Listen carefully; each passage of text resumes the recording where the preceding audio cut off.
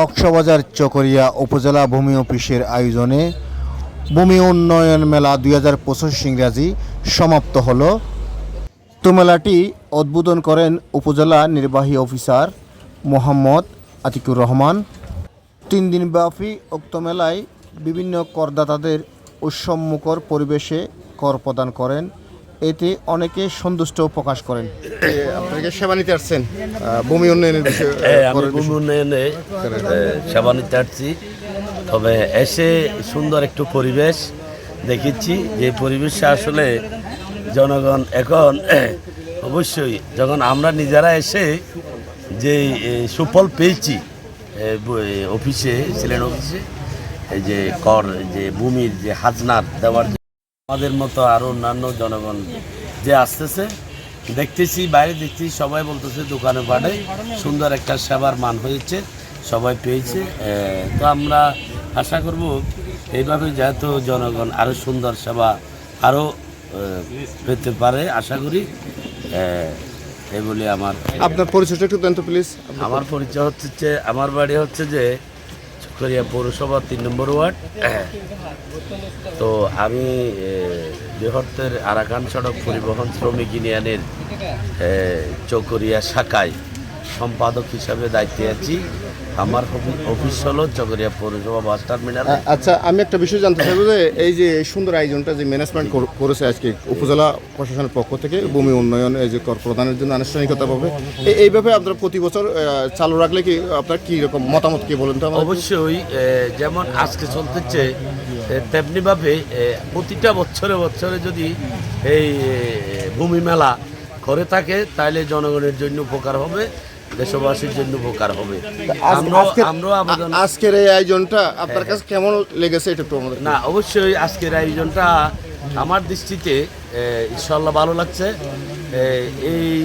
এই আয়োজনে অবশ্যই জনগণের ফায়দা হচ্ছে, সেটা আমার বিশ্বাস। তার মানে আপনি বলতে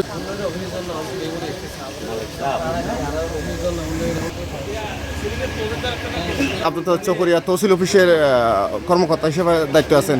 আসলে ইতিমধ্যে যে আপনারা যে উদ্যোগটা নিয়েছেন যে আনুষ্ঠানিকতাভাবে যে জনগণকে উদ্বিগ্ন করার জন্য এবং পরিচিত করার জন্য, সে বিষয়ে আমাদের তথ্য দেন। আপনার এলাকায় কী পরিমাণ বর্তমানে সুফল পাচ্ছে জনগণ, কেন গ্রাহকরা, সেবা প্রার্থীরা কীভাবে নিচ্ছে এটা? গত পরশু থেকে আমাদের ভূমি মেলা শুরু হয়। এই পর্যন্ত আমার অফিসের আওতাধীন 82 জন মতো ভূমি উন্নয়ন করে দাখিলা। আচ্ছা, সেবা প্রার্থী 82 জন? 82 জন নামদারি সহ মিলে প্রায় 150 মতো হবে। 150 মতো।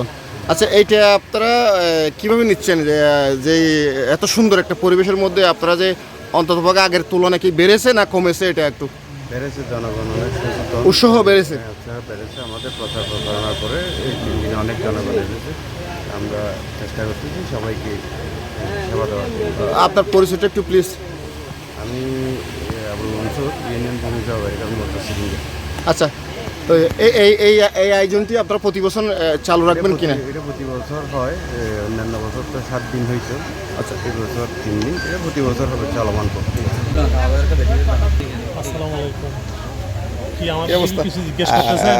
কি অবস্থা আপনার কি জন্য এসেছেন আমাদের? আমি আসছি যে আমার রেকর্ডীয় মালিকের যে জায়গাটা আছে, জি, ওই জায়গা থেকে আমার রেকর্ডীয় মালিক একজনের জায়গা বিক্রি করে ফেলছে।